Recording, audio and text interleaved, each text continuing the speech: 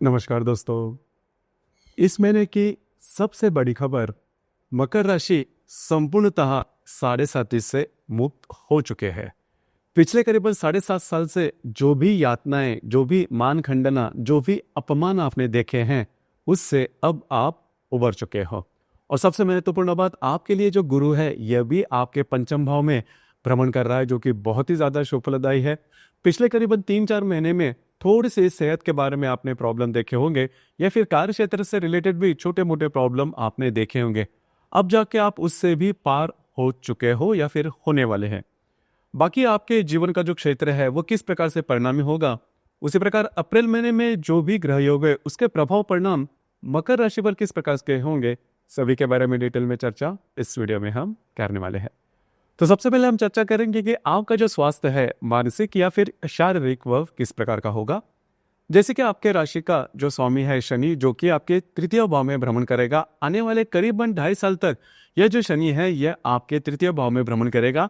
ये जो बात है आपके लिए बहुत ही ज्यादा शुभफलदायी साबित होगी। खास करके यह जो शनि का भ्रमण आने वाले 2.5 साल में आपके तृतीय भाव में किस प्रकार से आपको परिणाम देगा, इसके बारे में स्वतंत्र रूप से हमने वीडियो अपलोड किए हैं, आप जरूर देखिए। उसमें बहुत ही ज्यादा डिटेल में इसके बारे में हमने चर्चा की है। इसी प्रकार आपके राशि का जो अष्टम शनि रवि, यह भी आपके तृतीय भाव में भ्रमण कर रहा है, और करीबन 14 तारीख के बाद यह जो रवि है यह रवि आपके चतुर्थ भाव में भ्रमण करेगा।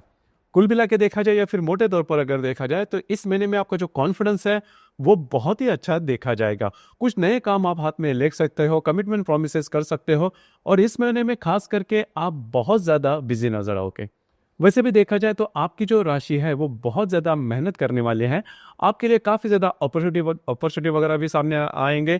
खास करके इस महीने में आप बहुत ज़्यादा बिजी रहोगे, जो काम आप हाथ में रहोगे वो पूरे होते हुए भी नजर आएंगे। आपके काम का अप्रिसिएशन भी देखा जाएगा।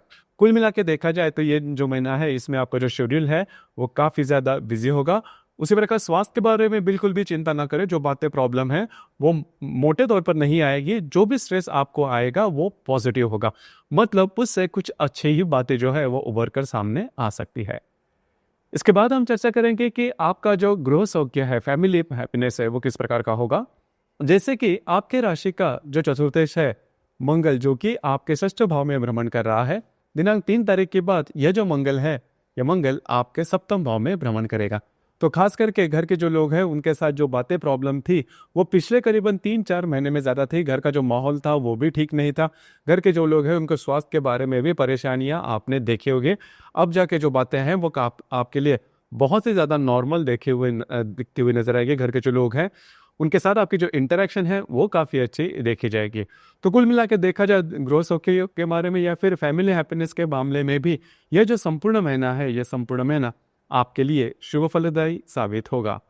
खास करके अगर आप किसी के रिलेशनशिप में है या फिर लव लाइफ के मामले में अगर कहा जाए तो आपके राशि का जो पंचमेश है शुक्र, जो कि आपके तृतीय भाव में भ्रमण कर रहा है, यह वक्री है। 13 तारीख के बाद यह जो शुक्र है यह भाग्यस्थ होने जा रहा है, और शुक्र जो ग्रह है वो आपके लिए काफी महत्वपूर्ण ग्रह कहलाता है, क्योंकि यह आपके राशि का राजयोग कारक ग्रह भी है। तो खास करके अगर आप किसी के रिलेशनशिप में हैं, वहां पर जो बातें पिछले करीबन 10-15 दिनों में ठीक नहीं चल रही थी, लेकिन अब जाके ये जो बातें हैं करीबन 14-15 तारीख के बाद के जो समय है उसमें काफी ज्यादा नॉर्मल होती हुई नजर आएगी।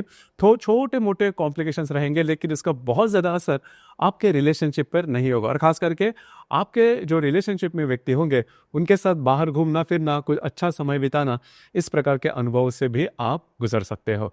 अब यहाँ पर अगर आप शेयर मार्केट में ट्रेड करते हो तो इस महीने के करीबन 17-18 तारीख तक का जो समय है इसमें किसी भी प्रकार के बड़े ट्रेड बिल्कुल भी नहीं करना। उसी प्रकार आपका जो भी आर्थिक स्तर है उसके बारे में अगर कहा जाए तो आपके राशि का जो धनेश है शनि, जो कि आपके तृतीय भाव में भ्रमण कर रहा है, आपके राशि का जो पंचमेश है शुक्र, जो कि आपके तृतीय भाव में, यह भी तृतीय भाव में भ्रमण कर रहा है। राशि का जो अष्टमश है रवि, यह भी आपके तृतीय भाव में भ्रमण कर रहा है। उसी प्रकार जो मंगल है यह आपके षष्ठ भाव से सप्तम भाव में भ्रमण करेगा। मोटे तौर पर अगर देखा जाए तो आर्थिक स्तर जो होगा वो काफी ज्यादा स्टेबल देखा जाएगा। इसमें किसी भी प्रकार के बड़े स्ट्रेस, टेंशन, प्रॉब्लम, कॉम्प्लिकेशन बिल्कुल भी देखे नहीं जाएंगे। हालांकि आपके राशि का जो गणित है पैसे के मामले में वो कभी चूकता नहीं। इन्वेस्टमेंट आपकी जो है वो काफी सही देखी जाती है। तो उसी प्रकार के जो अनुभव है वो इस महीने में भी देखे जाएंगे। खास करके अगर आप शेयर मार्केट में ट्रेड करते हो तो करीबन 18-20 तारीख के बाद का जो समय है उसमें नए कुछ आप निर्णय ले सकते हो। तो कुल मिला के देखा जाए तो आर्थिक स्तर जो है वो भी काफ़ी अच्छा देखा जाएगा। खास करके जो गर्भवती महिला है उन्होंने खुद के स्वास्थ्य के बारे में थोड़ा ध्यान देना होगा। इस महीने के करीबन 20 तारीख तक का जो समय है वो थोड़ा ठीक नहीं रहेगा। किसी भी प्रकार के लक्षण अगर आपको दिखाई देते हैं तो तुरंत उस पर काम करना आवश्यक होगा। जो विद्यार्थी वर्ग है उनके लिए भी जो समय है वो काफ़ी ज़्यादा ठीक अच्छा देखा जाएगा। किसी भी प्रकार के बड़े स्ट्रेस, टेंशन, प्रॉब्लम, कॉम्प्लिकेशन देखे नहीं जाएंगे। खास करके आपके पंचम भाव में भ्रमण कर रहा जो गुरु है वो जो भी बातें हैं वो एक्सट्रीम पर लेके नहीं जाएगा, जो कि काफ़ी महत्वपूर्ण और शुभ फलदायी बात होगी। उसी प्रकार वैवाहिक जीवन के मामले में अगर कहा जाए तो पिछले करीबन 3-4 महीने से जो वैवाहिक जीवन है वो ठीक नहीं चल रहा है, क्योंकि जो मंगल है वो आपके षष्ठ और सप्तम भाव में भ्रमण कर रहा है। तो इस महीने के करीबन 3 तारीख के बाद ये जो मंगल है ये मंगल आपके सप्तम भाव में भ्रमण करेगा। तो खास करके अगर आप विवाहित हो तो आपकी जो वैवाहिक जोड़ीदार है वो आप पर थोड़ा सा हावी हो सकते हैं। आप दोनों में छोटी मोटी बातों को लेकर तकरार हो सकती है, लेकिन ये जो बात है वो एक आध महीने के लिए रहेगी। उसके बाद जो बातें हैं वो काफ़ी ज़्यादा नॉर्मल दिखाई दे सकती है। आपके जो वैवाहिक जोड़ीदार है वो काफ़ी ज़्यादा एक्टिव भी नजर आएंगे।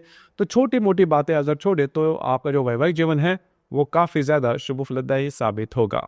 जो कार्य क्षेत्र है उसके बारे में अगर कहा जाए तो आपके राशि का जो कर्मेश है शुक्र जो कि आपके तृतीय भाव में भ्रमण कर रहा है। अब यहाँ पर जो भी आपका कार्य क्षेत्र है उससे रिलेटेड आपको थोड़ा घूमना फिरना ज़्यादा पड़ सकता है, आपसे ज़्यादा काम लिया जा सकता है, जिस वजह से मन में आपके थोड़े से निगेटिव विचार भी आ सकते हैं कि आपसे ज़्यादा काम लिया जा रहा है, दूसरा जो काम है वो ढूंढा जाए। लेकिन इस प्रकार की गलती बिल्कुल भी नहीं करना, क्योंकि ये जो बातें हैं वो टेम्पररी फेज है। थोड़े दिन के बाद मतलब करीबन इस महीने के 17-18 तारीख के बाद का जो समय है वो आपके लिए धीरे धीरे नॉर्मल होता हुआ नजर आएगा। और खास करके पंचम भाव में भ्रमण कर रहा जो गुरु है जो कि नवम दृष्टि से आप ही के राशि को देख रहा है, तो खास करके किसी भी प्रकार के प्रॉब्लम, कॉम्प्लिकेशन एक्सट्रीम पर नहीं जाएंगे। तो इसके बारे में किसी भी प्रकार के नए निर्णय या फिर एक्सट्रीम पर निर्णय जो है वो बिल्कुल भी नहीं लेना। उसी प्रकार खास करके ये जो गुरु है वो अगर आप कोई नया काम करना चाहते हो, किसी नए वेंचर के बारे में सोच रहे हो, ऐसे काम जिसकी वजह से आपकी जीवन की दिशाएं बदल जाए, तो इस प्रकार के काम आप हाथ में ले सकते हो। क्योंकि आपकी जो राशि है वो 7.5 से मुक्त हो चुके हैं और आपके पंचम भाव में भ्रमण कर रहा जो गुरु है वो आपके लिए लक फैक्टर लेके आएगा, जो कि बहुत ही अच्छी बात होगी। तो कुल मिला के देखा जाए या फिर मोटे तौर पर अगर देखा जाए तो ये जो मकर राशि है वो इस महीने में बहुत ही ज्यादा तेजी से आगे आने वाली है। इसके बाद हम चर्चा करेंगे कि जो ग्रह योग है उसके जो प्रभाव परिणाम है वो मकर राशि पर किस प्रकार से होने वाले हैं। जैसे कि दिनांक 2 तारीख को शुक्र और राहु की युति आपके तृतीय भाव में होने जा रही है। तो इस समय में आपको थोड़ा सा खुद के स्वास्थ्य के बारे में ध्यान देना आवश्यक होगा। उसी प्रकार अगर आप किसी के रिलेशनशिप में हैं वहां पर छोटी मोटी बातों को लेकर मिसअंडरस्टैंडिंग हो सकती है। इसी प्रकार दिनांक 4 तारीख को बुध और राहु की युति भी आपके तृतीय भाव में होने जा रही है। ये जो समय है वो थोड़ा सा महत्वपूर्ण साबित होगा। कमिटमेंट, प्रोमिसेस या फिर डॉक्यूमेंटेशन से रिलेटेड किसी भी प्रकार के काम यह जो कालावधि इसमें नहीं करना। और खास करके इस कालावधि में आपका घूमना फिरना ज्यादा हो सकता है, ट्रैवलिंग आपकी काफी ज्यादा हो सकती है। इसी प्रकार दिनांक 5 तारीख को मंगल और शनि का त्रिकोण योग होने जा रहा है। ये जो त्रिकोण योग है आपके लिए बहुत ही ज्यादा शुभ फलदायी साबित होगा। तृतीय भाव में भ्रमण कर रहा जो शनि है वह आपके सप्तम भाव में भ्रमण कर रहे मंगल के साथ त्रिकोण योग करने जा रहा है। यह जो त्रिकोण योग है आपके लिए काफी महत्वपूर्ण और शुभ फलदायी साबित होगा। ऐसे काम जो कि आपसे नहीं हो रहे, जिसमें काफी ज्यादा अड़चने आ रही हैं, उस प्रकार के काम आप हाथ में ले सकते हो। आपका जो कॉन्फिडेंस है, आपकी जो एनर्जी है वो काफी अच्छी देखी जाएगी। कमिटमेंट, प्रोमिसेस के लिए ये जो समय है वो भी काफी अच्छा देखा जाएगा। और खास करके आपके जो वैवाहिक जोड़ीदार है उनके साथ आपकी जो हारमोनी है वो इन दिनों में बहुत ही अच्छी देखी जाएगी। इसी प्रकार दिनांक 6 तारीख को मंगल और शुक्र का त्रिकोण योग भी होने जा रहा है। अब ये जो समय है ये भी आपके लिए शुभ फलदायी साबित होगा। कुछ अच्छे लाभ वगैरह मिल सकते हैं। कार्य क्षेत्र से रिलेटेड नए नए अपॉर्चुनिटी आपके सामने आ सकते हैं जो कि आपके लिए पॉजिटिव साबित होंगे। तो मंगल शुक्र के जो त्रिकोण योग है वो आपके लिए शुभ फलदायी साबित होगा। आपके जो मित्र परिवार है उनके साथ कहीं बाहर घूमना फिरना हो सकता है। दिनांक 7 तारीख को शनि और शुक्र की युति आपके तृतीय भाव में होने जा रही है। अब यहाँ पर यह जो पर्टिकुलर एस्पेक्ट है आपके राशि के लिए सबसे महत्वपूर्ण और शुभ फलदायी साबित होगा। जैसे कि शुक्र आपके राशि का राजयोग कारक ग्रह है, यह आप ही के राशि का स्वामी शनि के साथ युति योग करने जा रहा है। तो इन दिनों में ऐसी कुछ बातें हो सकती है जो कि आपके लिए बहुत ही ज्यादा शुभ फलदायी साबित होगी, जिसकी वजह से आपके जीवन की दिशा बदल जाए या फिर आपको कुछ अच्छे अपॉर्चुनिटी वगैरह आपके सामने आ सकती है जो कि बहुत ही ज्यादा पॉजिटिव होगी।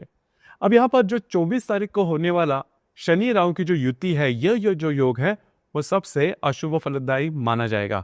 अब देखिए इसका जो प्रभाव परिणाम है, देखिए दो जो बड़े ग्रह है जैसे कि शनि राहु, दोनों की जो युति है वो आपके तृतीय भाव में होने जा रही है।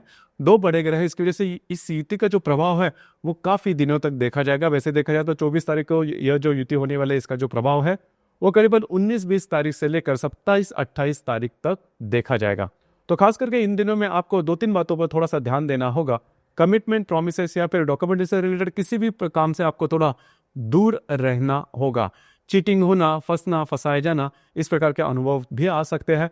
और ये जो संपूर्ण महीना है इसमें आपके जो सिबलिंग होंगे, आपके जो भाई बहन होंगे, उनके साथ अगर किसी मामले में आपकी नहीं जम रही तो ये जो बातें हैं थोड़ी सी एक्सट्रीम पर जा सकती है। अब ये जो शनि राहु की युति के बारे में मैंने कहा, इसमें आपको स्वयं के स्वास्थ्य के बारे में भी ध्यान देना होगा। खास करके ऐसे कोई लक्षण दिखाई दे सकते हैं जिसके बारे में आपने सोचा भी नहीं था। तो ये जो 2-3 बातें हैं इस पर थोड़ा ध्यान देना आवश्यक होगा। इसी प्रकार इस महीने की जो पूर्णिमा है वह 12 तारीख को है, हनुमान जयंती है उस दिन, और जो अमावस्या है वो 27 तारीख को है आपके चतुर्थ भाव में मेष राशि में। अमावस्या और पूर्णिमा के दिन किसी भी प्रकार के महत्वपूर्ण निर्णय नहीं लेना, कमिटमेंट, प्रोमिसेस या फिर विवादों से दूर रहना बहुत ही ज्यादा आवश्यक होगा।